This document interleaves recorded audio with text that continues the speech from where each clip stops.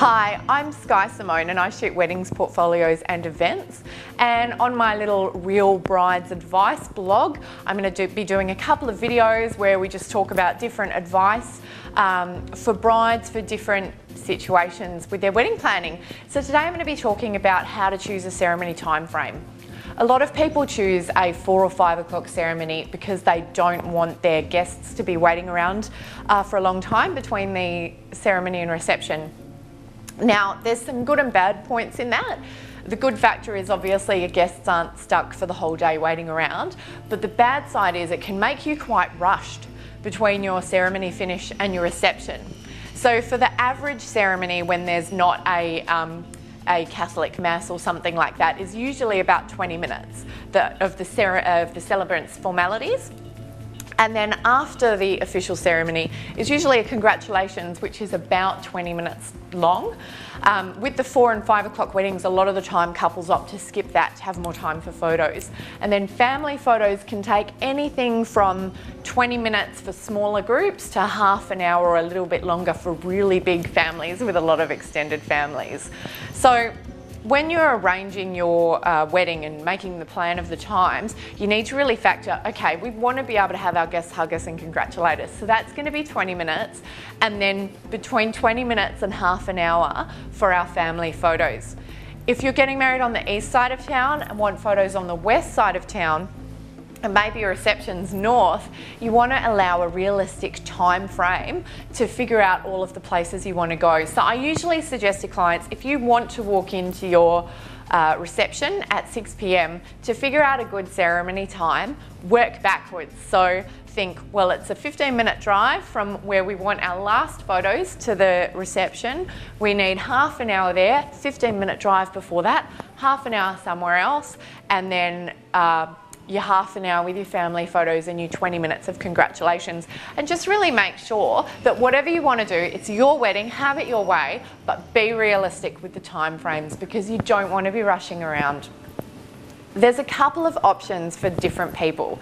So I've had brides who have said, I picked a 2 o'clock ceremony, but we've actually pushed it to 1 because we want to squeeze this and this. We want more time with family. We want to be able to have some sandwiches with all of the guests at the back of the church or something like that, and they've moved it forward. I had another bride who booked 1 o'clock ceremony who rang me before the wedding and said, we've made it 12 because I really want to go to this location, but then I really want to go to that location. So she wanted 5 hours of photos.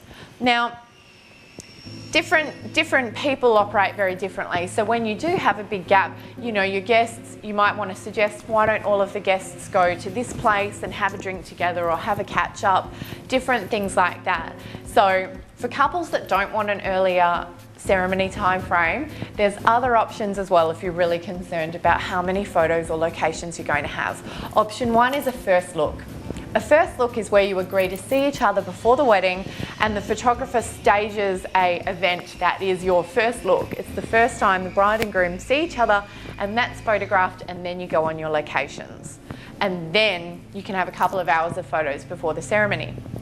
One option I did for a couple who were getting married at 4 o'clock on a winery and wanted to walk into their reception at 6 p.m, but they really didn't want to do a first look or see each other before the wedding, I suggested, well, why don't we get the boys ready super early, and then I can take the boys to a location and do all the formal and fun photos of the boys before the ceremony, then go to the girls and get the photos of the girls getting ready, and then take the girls to a location.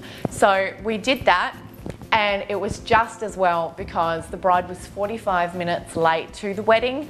I think that there was a mishap with the dress and traffic and stormy weather. And so we lost 45 minutes that we would have had for photos between 4 and 6 o'clock. And so thankfully we already had all of the photos of the girls, all of the photos of the boys, and we just had to do bride and groom together and the bridal party together. So there's always options, but just really think, what do we really want? There's always options to entertain your guests. You can organise for party games or a group of people to go to someone's house. So it's your wedding, but be realistic about your time frames. So yeah, I've got plenty of work online of people who have had 4 or 5 o'clock weddings, or people who have had 12 or 1 o'clock weddings, people who have done the first look and people who haven't. So feel free to send me an email and ask to see some different work, and I'll look forward to seeing you on my next video. Bye for now.